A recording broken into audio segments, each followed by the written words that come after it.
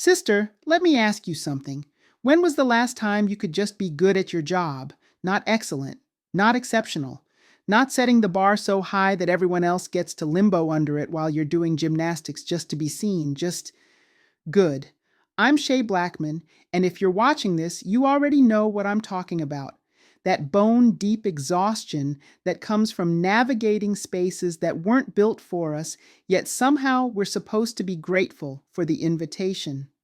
Today on Rise and Thrive, we're having the conversation your HR department is too scared to have. Welcome back to our Wednesday series, where we don't just talk about leadership, we talk about our leadership. The kind that comes with a side of code switching, a dash of imposter syndrome, and a whole lot of, let me circle back on that, when what we really mean is, I already told you this 3 times. Now, before we dive in, let me be clear about something. This Wednesday series, this is specifically for us, Black women navigating these corporate streets, building our empires, and transforming organizations while we're at it. If you want the broader organizational culture conversation, catch me on Tuesdays and Thursdays on my Unlock, Empower, Transform podcast, where we discuss high-value leadership. But Wednesdays are ours. This week's theme hit me like a ton of bricks when I was reviewing my doctoral research interviews, Women Leaders Rising. But not the sanitized version they put in leadership textbooks. We're talking about the real rise, the one that happens despite the gravity of lowered expectations and heightened scrutiny working overtime to keep us grounded. Over the next 30 minutes, we're unpacking 5 critical insights that every Black woman leader needs to hear. From the exhausting reality of the double bind to why vulnerability might be your secret weapon, not your weakness. And yes, we're going to talk about money, because being underpaid and over-delivering is not a leadership strategy. It's a scam.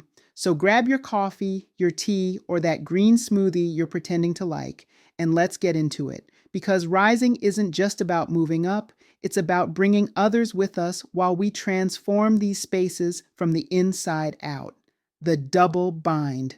Let's start with Monday's topic, the double bind, how women leaders navigate contradictory expectations. But let me add the part they left out of the title, while being Black. You know this dance, don't you? Be assertive, but not aggressive. Except when you're assertive, they still call you aggressive. Be collaborative, but show leadership. But when you lead, suddenly you're not being a team player. Be authentic, but professional. And by professional, they mean less Black. I was working with a client recently. Let me protect her identity and call her Michelle. Michelle is a VP at a Fortune 500 company. Brilliant strategic mind, stellar track record. In her performance review, she was told she needed to be warmer and more approachable. The same week, her white male peer was praised for being direct and no nonsense. Same communication style, different bodies, different rules. Here's what I know after 24 years in HR. The double bind isn't just about gender. For us, it's a triple bind. We're navigating gender expectations, racial stereotypes, and this constant pressure to be the representative for all Black women everywhere. Exhausting doesn't even begin to cover it. But here's what they don't tell you, and what I teach my clients through CBC Consulting. The double bind is also double vision. We see the game from multiple angles. We understand nuance in ways others don't. We've been code switching so long, we're basically polyglots in corporate speak. So how do we navigate this? First, document everything, and I mean everything. When they move the goalposts, and they will, you need receipts. Second, find your translators. These are the allies who will repeat your idea in the meeting after it gets ignored the first time you say it. Third, and this is crucial, stop trying to fit into their contradictory expectations. You cannot win a game where the rules change based on who's playing. There was a company I consulted with where the Black women leaders created what they called the Matrix, not the movie, though sometimes it felt just as surreal. They mapped out all the contradictory feedback they received and presented it to senior leadership. Data doesn't lie, even when people do. Suddenly, leadership development wasn't about fixing the women. It was about fixing the system. This connects directly to what we explore in my book, Rise and Thrive: A Black Woman's Blueprint for Leadership Excellence. Chapter 3 specifically addresses what I call strategic authenticity, being yourself while being strategic about which self you bring to which table. Pay equity in practice. Now let's talk about Tuesday's topic, money. Pay equity in practice, moving beyond good intentions, because intentions don't pay bills, results do. Here's a statistic that should make your blood boil. Black women make 63 cents for every dollar paid to white non-Hispanic men, not 77 cents like white women, 63 cents. That's not a wage gap, that's a wage canyon. And before somebody in the comments talks about different choices or experience levels, let me stop you right there. Even with the same education, same experience, same role, we're still underpaid. I remember sitting across from a CHRO who told me with a straight face that their company was committed to pay equity. I asked to see their data. Crickets. Commitment without transparency is just performance art. But here's where it gets interesting. In my AI-enhanced culture transformation platform that I'm developing, yes, we're predicting turnover 3 to 6 months out, but we're also identifying pay equity issues before they become retention problems. Because when you underpay Black women, you're not just losing talent. You're losing institutional knowledge, innovation, and the very diversity you claim to value. So let's get practical. First, know your worth. Literally. Use sites like salary.com, Glassdoor, and PayScale, but add 15 to 20% to whatever they say, because those numbers already factor in our historical underpayment. Second, negotiate everything. Base salary, bonuses, equity, flexible work arrangements, professional development budgets, everything is on the table. Third, and this is critical, get it in writing. Promises made in excitement have a way of developing amnesia during budget season. One of my clients, let's call her Angela, discovered she was making $40,000 less than her white male peer. Same role, she had more experience. Instead of getting emotional, which they would have used against her, she got strategic. She documented the disparity, researched market rates, and presented a business case for adjustment, not a request. A business case. She got her adjustment plus back pay. Why? Because she spoke their language, risk mitigation, and ROI. This is exactly why I include negotiation strategies in the Shield Resilience Strategy Guide. We cannot afford to be modest about money. Modesty is expensive, and we've been paying that tax for too long. The loneliness of leadership. Wednesday's article hit different. The loneliness of leadership. Building support systems that sustain. Can we just acknowledge that being the only or one of few is isolating as hell? You walk into that boardroom, that senior leadership meeting, that strategy session, and you're looking for another face that gets it. Someone who understands why you had to leave your personality in the parking lot. Someone who knows why you can't just bring your whole self to work when your whole self includes righteous anger about systemic inequities. I've been there. In automotive manufacturing, honey, there were meetings where I was the only woman, the only Black person, and the youngest person in the room. The triple threat of isolation. You know what that does to your psyche? You start questioning everything. Am I being too sensitive? Am I overreacting? Maybe I'm the problem. No, sis. The problem is not you. The problem is the system that makes you feel like you have to shrink yourself to fit into spaces you've earned the right to expand in. But here's what saved me, and what I teach now. You need 3 types of support systems. First, your mirrors, other Black women in leadership who reflect your experience back to you and remind you that you're not crazy. Second, your bridges, allies who have access to rooms you're not in yet and will advocate for you when you're not there. Third, your foundation. That might be family, friends, or a therapist who reminds you who you were before corporate America tried to reshape you. I built CBC Consulting partly because I needed to create the support system I wished I'd had. Through our fractional HR services, we're not just providing expertise, we're providing partnership, someone who gets it, someone who's been there. There was a woman I worked with, senior executive, killing it professionally, dying inside personally. She hadn't had a real conversation in months. Everything was performance. We started with weekly check-ins that had nothing to do with KPIs and everything to do with keeping her sane.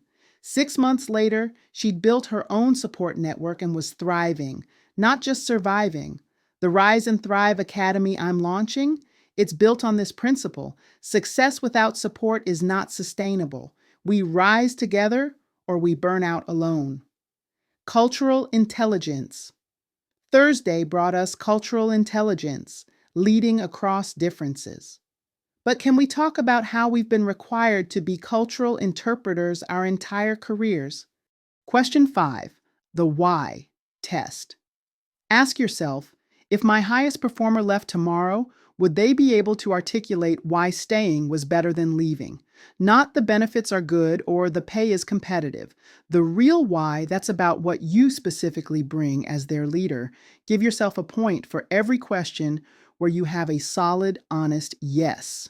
5 points, you're practicing loud leading. Keep going. 3 to 4 points, you're on the right track but leaving engagement on the table. 0 to 2 points, your team is probably quietly quitting right now, and they're not wrong. The good news, every single one of these is fixable.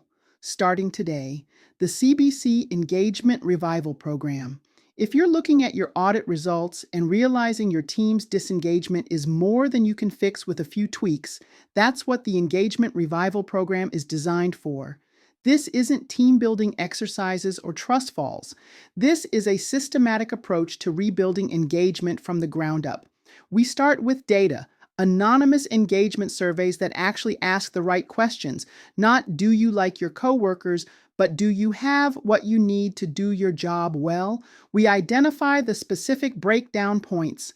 Is it trust, recognition, growth opportunities, workload imbalance? We diagnose before we prescribe. We train your leaders in the practical skills of loud leading, including how to identify appreciation languages, deliver effective recognition, and create psychological safety.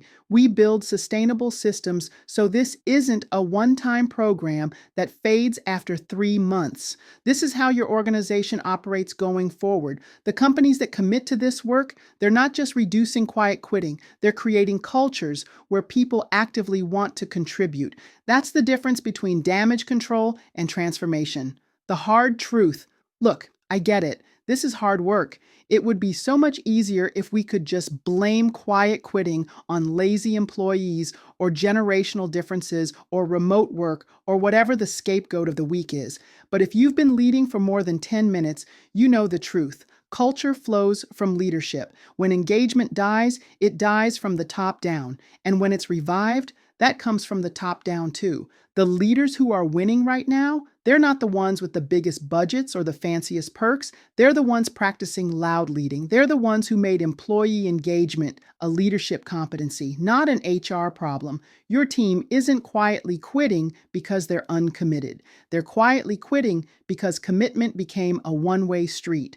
The question is, are you ready to make it a two-way street again? Next Tuesday, we're tackling the succession crisis nobody's talking about, because all of this engagement work means nothing if you're not building the next generation of leaders. And most companies, they're about to have a very expensive wake-up call. Speaking of building leadership capacity, if today's episode has you realizing your leadership team needs more than just this podcast, I want you to download the Shield Resilience Strategy Guide.